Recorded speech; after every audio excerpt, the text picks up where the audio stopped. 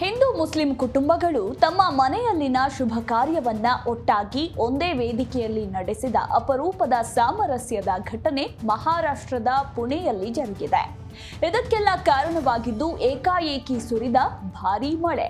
ಹೌದು, ಪುಣೆಯ ಅಲಂಕಾರನ್ ಲಾನ್ಸ್ ಎಂಬ ಬಯಲು ಮೈದಾನದಲ್ಲಿ ಮಂಗಳವಾರ ಸಂಜೆ 6:56ಕ್ಕೆ ಸಂಸ್ಕೃತಿ ಕವಡೆ ಮತ್ತು ನರೇಂದ್ರ ಗಲಾಂಡೆ ಅವರ ವಿವಾಹ ನಡಿಬೇಕಿತ್ತು.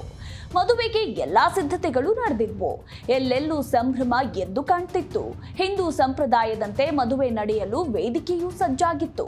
ಅತಿಥಿಗಳಿಗೆ ಶಾಮಿಯಾನವೂ ಹಾಕಲಾಗಿತ್ತು. ಮದುವೆಗೆ ಬಂದ ಸಂಬಂಧಿಕರು, ಪರಿಚಯಸ್ಥರೆಲ್ಲ ಮದುವೆ ಮನೆಯಲ್ಲಿ ಸಂತಸದಿಂದ ಅತ್ತಿಂದತ್ತ ಇತ್ತಿಂದತ್ತ ಓಡಾಡ್ತಿದ್ರು. ಆದ್ರೆ ಇನ್ನೇನು ಮಂತ್ರ ಘೋಷ ಶುರುವಾಗಬೇಕು ಅಷ್ಟರಲ್ಲಿ ಅದೆಲ್ಲಿತ್ತೋ ಒಂದೇ ಸಮನೆ ಭಾರೀ ಮಳೆ ಆರಂಭವಾಯಿತು. ಮದುವೆ ಸಂಪ್ರದಾಯಗಳಿಗೂ ಮಳೆ ಅಡ್ಡಿ ಉಂಟು ಮಾಡಿತು.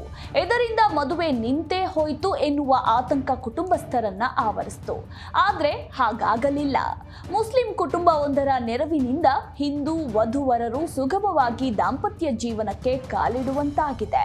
ಬಯಲು ಮೈದಾನದ ಸಮೀಪದಲ್ಲೇ ಇದ್ದ ಸಭಾಂಗಣ ಒಂದರಲ್ಲಿ ಮುಸ್ಲಿಂ ಕುಟುಂಬದ ಮಾಹಿನ್ ಮತ್ತು ಮೊಹಸಿನ್ ಕಾಜಿ ಅವರ ವಿವಾಹ ಕಾರ್ಯಕ್ರಮ ನಡೀತಾ ಇತ್ತು.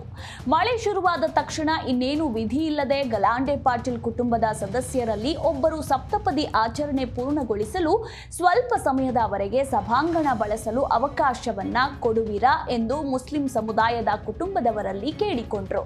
ಇದಕ್ಕೆ ಮುಸ್ಲಿಂ ಕುಟುಂಬಸ್ಥರು ಅಷ್ಟೇ ಸಂತಸದಿಂದ ಒಪ್ಪಿ ಮದುವೆ ಆಚರಣೆಗೆ ಅವಕಾಶ ಮಾಡಿಕೊಟ್ರು. ಹೀಗೆ ಒಂದೇ ಸಭಾಂಗಣದಲ್ಲಿ ಹಿಂದೂ ಹಾಗೂ ಮುಸ್ಲಿಂ ಕುಟುಂಬಗಳ ಮದುವೆ ನೆರವೇರಿತು.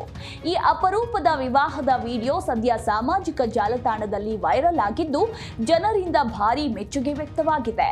ಕೋಮು ಸೌಹಾರ್ದತೆ, ಸಮಾಜದಲ್ಲಿ ಒಬ್ಬರಿಗೆ ಒಬ್ಬರು ನೆರವಾಗಿ ಬಾಳಬೇಕು ಎಂಬ ಸಂದೇಶವನ್ನ ಈ ವಿವಾಹವು ಸಾರಿದೆ ಎಂದು ನಟ್ಟಿಗರು ಪ್ರಶಂಸೆ ವ್ಯಕ್ತಪಡಿಸುತ್ತಿದ್ದಾರೆ.